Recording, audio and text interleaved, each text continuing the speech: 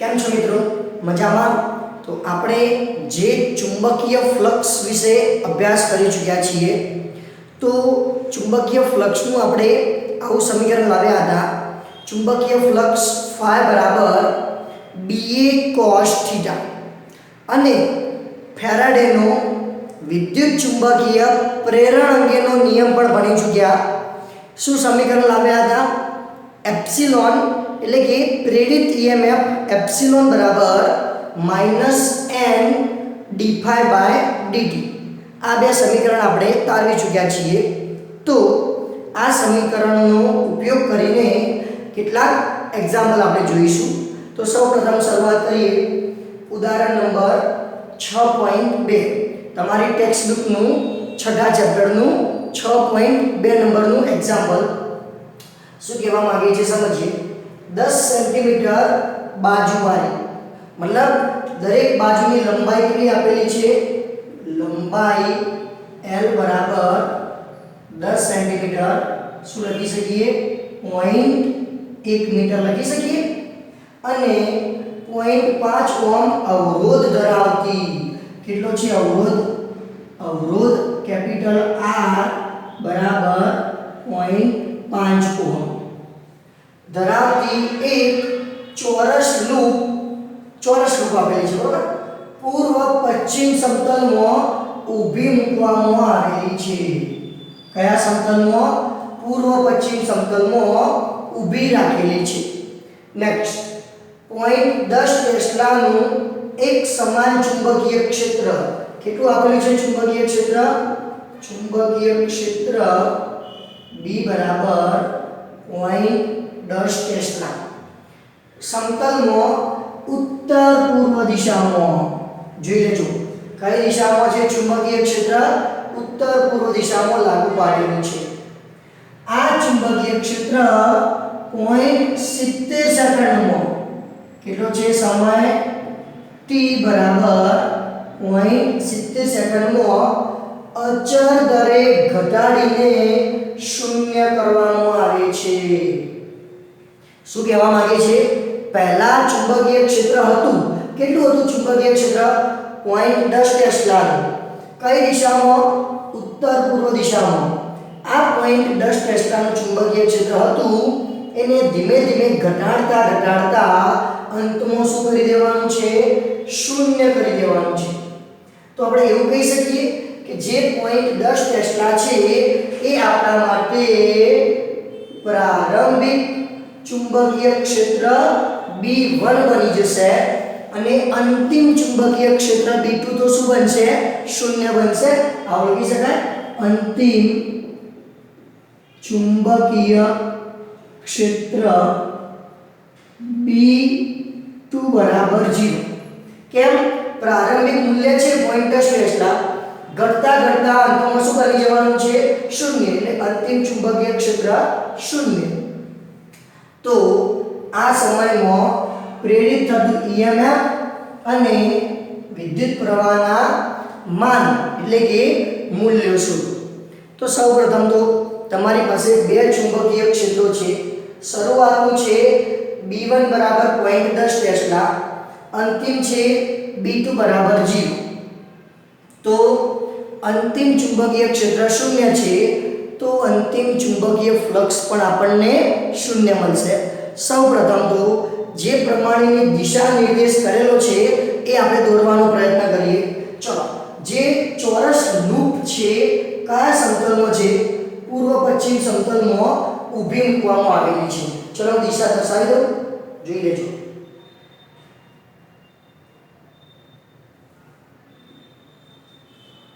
આ ઊભી સમતલ એટલે કે પૂર્વ પશ્ચિમ, આ ઉત્તર દક્ષિણ. ક્લિયર? તો એમાં ચોરસ લૂપ કઈ દિશામાં છે? પૂર્વ પશ્ચિમ સમતલમાં ઊભી રાખેલી છે. તો આ રીતે ગણી શકીએ આપણે. આ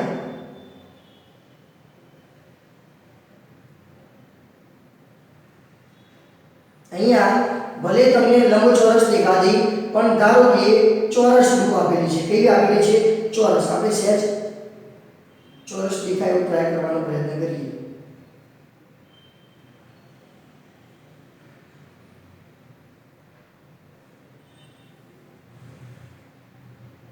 ધારો કે આ આપણી ચોરસ લૂપ, બરોબર? આમ તો એક્ચ્યુઅલમાં કેવી હોય, હું તમને એક એક્ઝામ્પલ આપી બતાવું. આ રીતે માની લો, ધારો કે આ ચોરસ લૂપ છે, તો એ ચોરસ લૂપ આ રીતે મૂકવાની. આમ કઈ દિશામાં?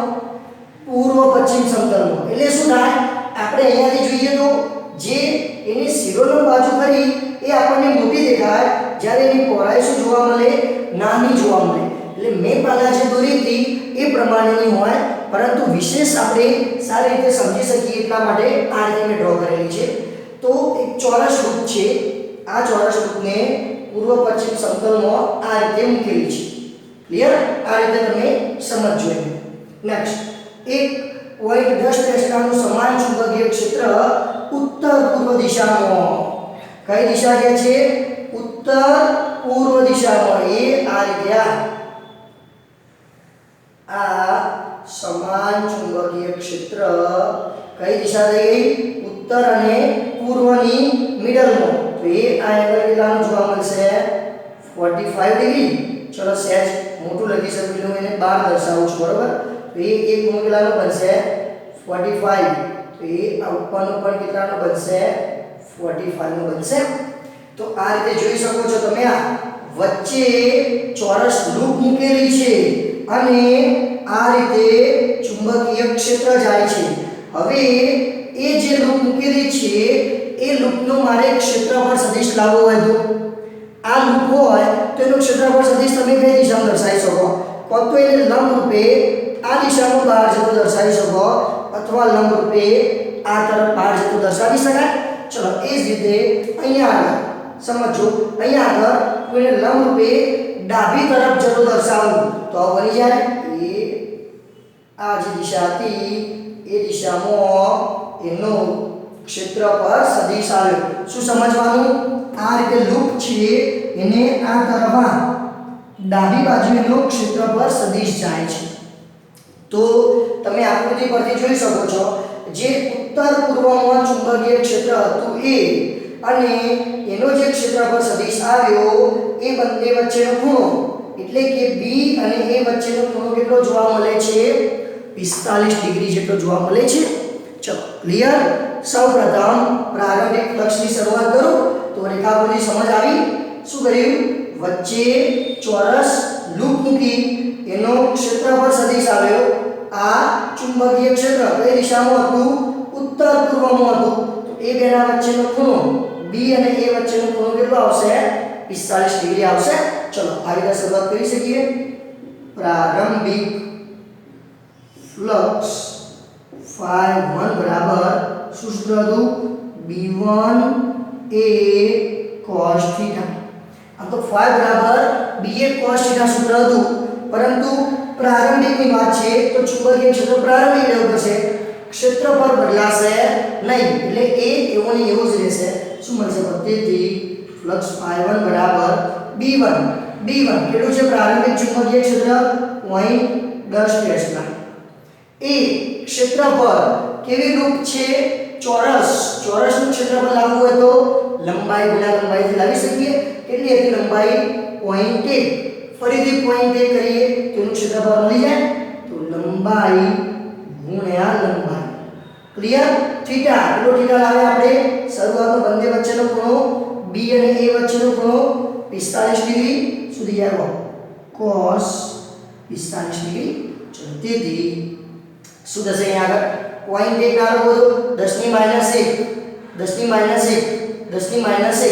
તો 10 ની માઈનસ 3 ગુણ્યા cos 45 ની કિંમત 1/√2. તો પ્રારંભિક ફ્લક્સ phi1 કેટલું જોવા મળ્યું? 1/√2 ગુણ્યા 10 ની માઈનસ 3 વેબર. ક્લિયર? ચલો પ્રારંભિક મળ્યું. એ જ રીતે હવે હું અંતિમ શોધી લાવું. શું થશે? અહીંયા આગળ તેથી અંતિમ ચુંબકીય ફ્લક્સ phi2 બરાબર B2A cos θ. પરંતુ અંતિમ ચુંબકીય ક્ષેત્ર તો શું છે? 0 તો આ આખું પદ શું બની જવાનું શૂન્ય બની જવાનું તેથી અંતિમ ફ્લક્સ phi2 બરાબર શૂન્ય કેમ b2 કેવા છે શૂન્ય છે ઓકે આટલા સુધી તમને પ્રારંભિક મળી ગયું અંતિમ મળી ગયું તેથી ફેરાડેના વિદ્યુત ચુંબકીય પ્રેરણના નિયમ અનુસાર છે ફેરાડેના વિદ્યુત ચુંબકીય પ્રેરણના નિયમ અનુસાર શું હતું પ્રેરિત થતું EMF એપ્સિલોન બરાબર -n d∅dt આ સમીકરણ આપણે લાવી ચૂક્યા ચલો તેથી એપ્સિલોન બરાબર -n એવા ને એવા d∅ ડેલ્ટા phi સમજી શકીએ ડેલ્ટા phi લાવવો હોય તો phi2 phi1 okay delta phi ની જગ્યાએ ડેલ્ટા d ની જગ્યાએ આપણી પાસે એકલો સમય છે તો t આવશે ચલો તેથી એપ્સિલોન બરાબર માઈનસ ચિહ્ન અંદર જવા દો શું હશે n બ્રેકેટમાં phi1 phi2 upon t તેથી એપ્સિલોન બરાબર n આંટા જો તમને ખાલી એક જ આંટો ધરાવતી લૂપ આપેલી છે એના કોઈ ઓટા આપેલા નથી તો n ઓટા કેટલા બની જશે 1 phi1 કેટલો આવે phi1 તમે 1 upon √2 ગુણ્યા 10 ની -3 ચલો phi1 phi2 કેટલું લાવે phi2 0 તો phi1 phi2 થઈ ગયું upon t સમય કેટલો સમય છે 0.70 સેકન્ડ છે તો શું થશે અહીંયા તમે બાદબાકી કરશો તો 1 upon √2 જ વધશે √2 ની કિંમત નીચે જશે હવે √2 એટલે શું 1.41 ક્લિયર કહું છે તેથી એપ્સિલોન બરાબર 10 ની -3 ઘાત upon √2 નીચે મૂકી દઉં 1.41 ગુણ્યા 0.70 તો 1.41 ગુણ્યા 0.70 નજીક 1 ની નજીકનો તમને જવાબ મળશે કેમ 14 એટલે 0.99 યા 1 ની નજીકનો જવાબ મળશે તો 1 તો ના લખીએ તો પણ ચાલશે છેદમાં તો જસ્ટ શું હશે બરાબર 10 ની -3 વોલ્ટ તો આ આપણને પહેલો જવાબ મળી ગયો કે પ્રેરિત EMF શોધો તો પ્રેરિત EMF એપ્સિલોન બરાબર સમીકરણ વાપર્યું બધી કિંમતો મૂકી કેટલું આવ્યું 10 ની -3 વોલ્ટ ક્લિયર ચલો હજી જગ્યાનો આપણે ઉપયોગ કરી લઈએ છીએ બરોબર ધ્યાનથી જોજો અહીંયા આગળ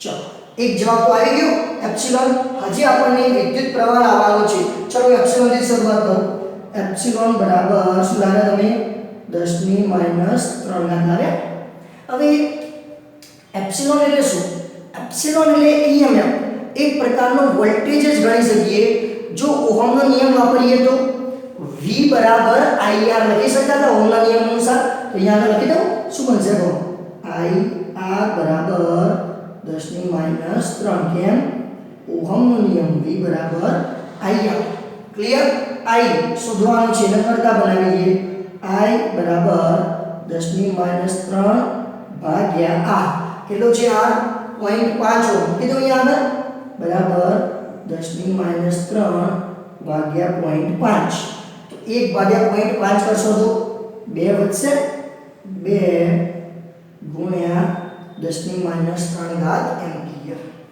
તો ખાસ અગત્યનું છે ખાસ રેખાકૃતિ પરથી થીટા લાવવાનો અગત્યનો છે કે B અને A વચ્ચેનો ખૂણો કેટલો હોય છે 45 ડિગ્રીનો હોય છે એક ખાસ અગત્યનો આ રેખાકૃતિ દોર્યા પછી ખબર પડશે તો આ રીતે તમે EMF એપ્સિલોન અને ઓહમનો નિયમ વાપરીને વિદ્યુત પ્રવાહ I મેળવી શકો છો ક્લિયર ચલો હવે એવો ને એવો જ બીજો એક્ઝામ્પલ જોઈએ છીએ એ પણ EMF એપ્સિલોન અને વિદ્યુત પ્રવાહ શોધવાનો એક્ઝામ્પલ છે ફરીથી ઉદાહરણ નંબર 6.3 શું કહેવા માંગે છે સમજીએ 10 સેન્ટીમીટર ત્રિજ્યા ચલો ત્રિજ્યા સ્મોલ r વડે દર્શાવીશું કેટલી છે 10 સેન્ટીમીટર 0.1 મીટર અને 500 વટાવો આની અંદર ઓટા એક જ ગણવાના હતા, જ્યારે અહીંયા આગળ ઓટાની સંખ્યા કેટલી આપેલી છે n બરાબર 5 ઓટા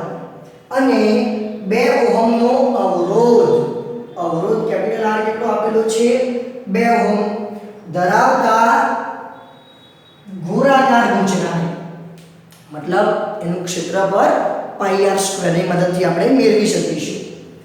ગુંચરાને સમજો, તેનું સમતલ પૃથ્વીના ચુંબકીય ક્ષેત્રના ક્ષણક્ષિતિજ ઘટકને, મતલબ એક પ્રકારનું ચુંબકીય ક્ષેત્ર આપેલું છે, એને લંબ રહે તે રીતે મૂકેલું છે.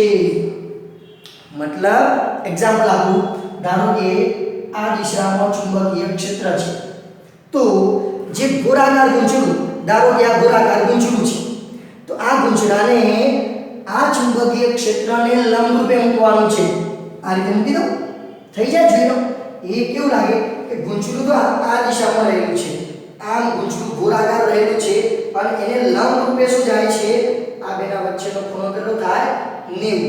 તો આ જે કેલ્ક્યુલેટર છે એ તમારા માટે, ધારો કે ગોળાકાર ગુંચડું છે, તો ગોળાકાર ગુંચડું આ રીતે અને ચુંબકીય ક્ષેત્ર એને લંબ રૂપે આ રીતે છે. ક્લિયર? ચલો નેક્સ્ટ. જો તેને 0.25 સેકન્ડમાં તેના ઉર્ધ્વ વ્યાસની અનુલક્ષીને 180 ડિગ્રીનું ભ્રમણ આપવામાં આવે છે, તો જે ગુંચડું રહેલું છે એ ગુંચરાને 0.25 સેકન્ડની અંદર 180 ડિગ્રીનું ભ્રમણ આપવાનું છે. તો આ ગુંચરામાં પ્રેરિત થતું EMF અને વિદ્યુત પ્રવાહના મૂલ્યનો અંદાજ લગાવો. આ સ્તરે પૃથ્વીના ચુંબકીય ક્ષેત્રનો ક્ષણક્ષિતિજ ઘટક, ક્ષણક્ષિતિજ ઘટક મતલબ ચુંબકીય ક્ષેત્ર જ આપણે જેને ગણી શકીએ, કેટલું છે 3 × 10⁵ છે. તો શું કહેવા માંગે છે કે એક દિશામાં ચુંબકીય ક્ષેત્ર આપેલું છે, એને લંબ રૂપે એક ગુંચડું રાખેલું છે, ગોળાકાર ગુંચડું. આ ગુંચડાને 0.25 સેકન્ડની અંદર તમારે 180 નું ભ્રમણ આપવાનું છે. તો કે આ ગુંચડામાં કેટલું પ્રેરિત EMF થશે અને કેટલો પ્રેરિત પ્રવાહ રચાશે એ શોધવાનું છે. ક્લિયર? ચલો આ રીતે વિચારી શકાય, જોઈ લેજો. આ ગુંચડું ક્લિયર, એને લંબ રૂપે ચુંબકીય ક્ષેત્ર હતું, આ એને લંબ રૂપે ચુંબકીય ક્ષેત્ર. ક્લિયર? હવે આ ગુંચરાનો મારે ક્ષેત્રફળ સદિશ દોરવો હોય તો આપણે ભણી ચૂક્યા છીએ કે કોઈ પણનો ક્ષેત્રફળ સદિશ હોય એ એની સપાટીને લંબ રૂપે બહાર તરફની દિશામાં જાય. તો આ જે ગોળાકાર ગુંચડું છે એનો મારે ક્ષેત્રફળ સદિશ દોરવો હોય તો આ દિશામાં હોય ક્ષેત્રફળ સદિશ, જેથી એક ક્ષેત્રફળ સદિશ સપાટી સાથે પણ 90 નું ખૂણો હોય અને ચુંબકીય ક્ષેત્ર પણ ગુંચરાના સમતલને લંબરૂપે છે. તો થઈ ગયું, બધી જ વસ્તુઓની આપણે સંતોષકારક જવાબ આપી શક્યા. કેવી રીતે? તો સૌપ્રથમ ગુંચડું આ રીતે રહેલું છે, ચુંબકીય ક્ષેત્ર આ તરફ જાય છે, તો ગુંચડું અને ચુંબકીય ક્ષેત્ર પણ એકબીજાને લંબરૂપે થઈ ગયા. એનો ક્ષેત્રફળ સદિશ એ પણ ગુંચરાને લંબરૂપે હોય. તો તમે આકૃતિ પરથી જોઈ શકો છો કે શરૂઆતમાં B અને A એક જ દિશામાં જોવા મળ્યા, તો બંને વચ્ચેનો ખૂણો કેટલો જોવા મળશે? 0 ડિગ્રી જોવા મળશે. કહી શકીશું પ્રારંભિક કોણ B અને A વચ્ચેનો 0 ડિગ્રી. પછી આને તમે 180 નું ભ્રમણ આપો, એ આને આખે ભ્રમણ કરીને આમ કરી દો, તો જે ક્ષેત્રફળ સદિશ આ બાજુ મળતો હતો એ ક્ષેત્રફળ સદિશ પછી આ તરફ મળશે. જો આ તરફ ક્ષેત્રફળ સદિશ મળે તો B અને A વચ્ચેનો ખૂણો કેટલો બની જાય? 180 ડિગ્રી જેટલો બની જાય. ક્લિયર?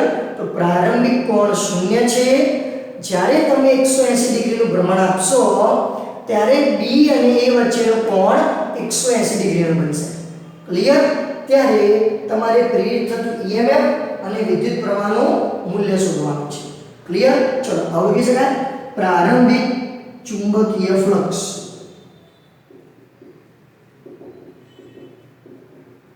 શું સૂત્ર phi 1 બરાબર b a cos થીટા. અત્યારે ખૂણા બદલીએ છીએ એટલે થીટાની જગ્યાએ હું શું લખીશ થીટા 1. તેથી phi 1 બરાબર b કેટલું છે ચુંબકીય ક્ષેત્ર 3 ગુણ્યા 10 ની 5 ઘાત. a વર્તુળાકાર છે તો એનું ક્ષેત્રફળ કેવી રીતે આપીશું પાઈ r સ્ક્વેર. r કેટલા છે 0.1 મીટર એનો સ્ક્વેર. cos શરૂઆતનો ખૂણો 0 છે તેથી ફ્લક્સ phi 1 બરાબર 3 ગુણ્યા આ શું થઈ જાય 0.1 એટલે 10 ની -1 ઘાત એનો વર્ગ 10 ની -2 10 ની -2 ગુણ્યા 10 ની 5 તો 10 ની 3 ઘાત વધે ગુણ્યા પાઈ એટલે 3.14. ચલો cos 0 ની કિંમત તો 1 બને તેથી શું જવાબ થશે ફ્લક્સ phi 1 બરાબર અહીંયા શું થશે 3 તરી 9 અને 14 તરી 42 ગુણ્યા 10 ની 3 ઘાત વેબર. ચલો ક્લિયર ઓકે. તો પ્રારંભિક ફ્લક્સ 9.42 ગુણ્યા 10 ની 3 ઘાત વેબર મળ્યું. હવે બીજી વાત કરીએ આપણે.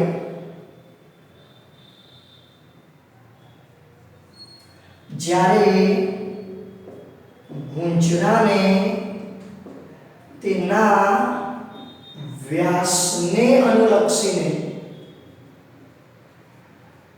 180 ડિગ્રીનું ભ્રમણ આપવામાં આવે ત્યારે b અને a વચ્ચેનો કોણ થીટા 2 બરાબર 180 ડિગ્રીનો બને. કેટલાનો બનશે 180 ડિગ્રીનો. ચલો તેથી અંતિમ ફ્લક્સ લાગુ હતું અંતિમ ચુંબકીય ફ્લક્સ phi 2 બરાબર ફરીથી સૂત્ર એના જ ba cos થીટા 2. તેથી phi 2 બરાબર b કેટલું આપેલું છે b 3 ગુણ્યા 10 ની 5 ઘાત a pi r square cos 180 degree. તો જોઈ લો સેમ ટુ સેમ આ જ રાશિ આવી ખાલી cos 180 ની કિંમત -1 તો અહીંયા તમે -1 વડે ગુણશો તો જવાબ એનો જ આવશે ખાલી માઈનસ ચિહ્ન સાથે આવશે. લખી શકાય. તેથી phi 2 બરાબર -9.42 ગુણ્યા 10 ની 3 ઘાત વેબર. ચલો phi 2 મળી ગયા કમ્પ્લીટ. તેથી પ્રેરિત EMF કોના નિયમ અનુસાર ફેરાડેના વિદ્યુત ચુંબકીય પ્રેરણા નિયમ અનુસાર પ્રેરિત EMF એપ્સિલોન બરાબર -n d∅dt. the એપ્સિલોન બરાબર -n d∅ ની જગ્યાએ ડેલ્ટા phi 2 phi 1 dt ની જગ્યાએ સમય t. ઓકે. તેથી શું થશે માઈનસ ની અંદર જવાનું n બ્રેકેટમાં phi 1 phi 2 upon t. તેથી એપ્સિલોન બરાબર n કેટલા વાટા હતા 500. phi 1 શું થાય phi 1 9.42 ગુણ્યા 10 ની 3 ઘાત માઈનસ phi 2 શું આવ્યું અગેન માઈનસ 9.42 ગુણ્યા 10 ની 3 ઘાત upon t સેકન્ડ મિલાદા 0.25 સેકન્ડ. કમ્પ્લીટ. તો શું બની જશે માઈનસ માઈનસ પ્લસ થઈ જશે. અંશમાંથી 10 ની 3 ઘાત કોમન નીકળશે 9.42 વત્તા 9.42 તો 18.84 આવું છે છેવટે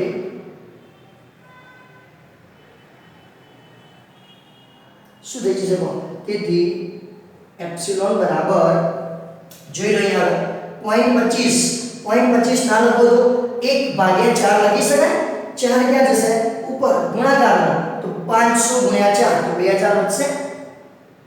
2000 ગુણ્યા બંનેમાંથી શું કોમન છે 10 ની 3 ઘાત કોમન છે ગુણ્યા 9.42 વત્તા 9.42 તો 18.84 તો શું વધશે ફાઇનલી એપ્સિલોન બરાબર 18 દુ 36 અને 8 દુ 16 તો 37.68 બરાબર 18.84 ગુણ્યા 2 કરીશું આપણે તો 37.68 ગુણ્યા 10 ની કેટલી ઘાત અહીંયાથી 3 અને અહીંયાથી 3 તો શું થઈ જશે 6 ઘાત વોલ્ટ ઓકે એવું તો આપણે એકવાર કેલ્ક્યુલેટરની મદદથી ચેક કરી લઈએ 18.84 ગુણ્યા 2 તો 37.68 ક્લિયર ઓકે તો આમ આપણે પ્રેરિત થતું EMF શોધી શક્યા હવે જે રીતે અહીંયા કરી દઉં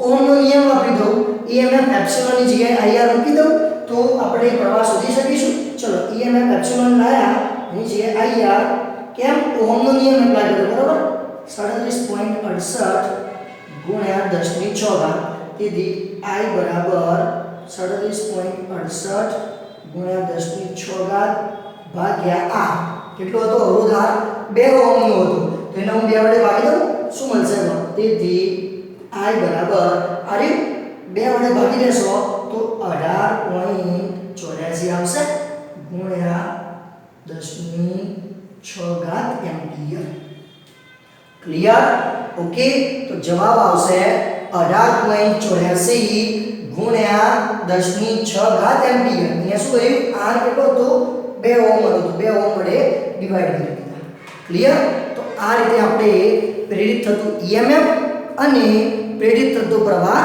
શોધી શકીએ છીએ ક્લિયર ઓકે સમજાઈ ગયું થેન્ક યુ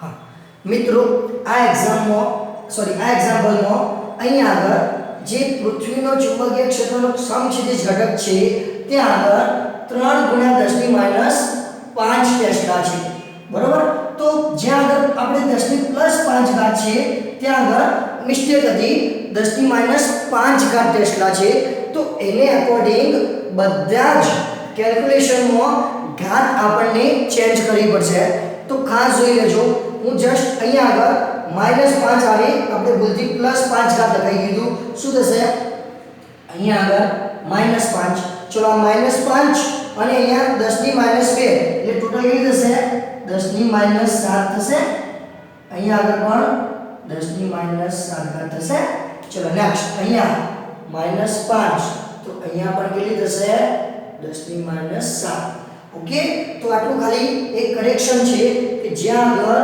10 ની +5 લઈ લીધું હતું ત્યાં આગળ 10 ની -5 ઘાત આવશે તો અહીંયા આગળ 10 ની -7 ઘાત અહીંયા આગળ પણ 10 ની -7 ઘાત તો કેટલી કોમન નીકળશે 10 ની -7 ઘાત કોમન નીકળશે તો 7 માઈનસ અને 3 પ્લસ તો શું વધશે -4 ઓકે અહીંયા આગળ પણ -4 તો ખાલી આટલું પ્રિન્ટિંગ મિસ્ટેક હોવાને કારણે આપણને અહીંયા આગળ મિસ્ટેક થઈ છે તો એ પ્રમાણે તમે સુધારા વધારા કરી શકો છો ક્લિયર તો જોઈ લેજો ખાલી શું ચેન્જીસ કર્યા 3 × 10 ની +5 ઘાત હતી એ જ એક્ઝામ્પલ 3 × 10 ની -5 ઘાત સાથેનો સુધારા વધારા કરેલ છે તો આ પ્રમાણે તમારો અંતિમ જવાબ બદલાઈ જશે કમ્પ્લીટ મેથડ છે ખાલી જે ઘાત હતી એ ઘાત ધીમે ધીમે ચેન્જ થતી ગઈ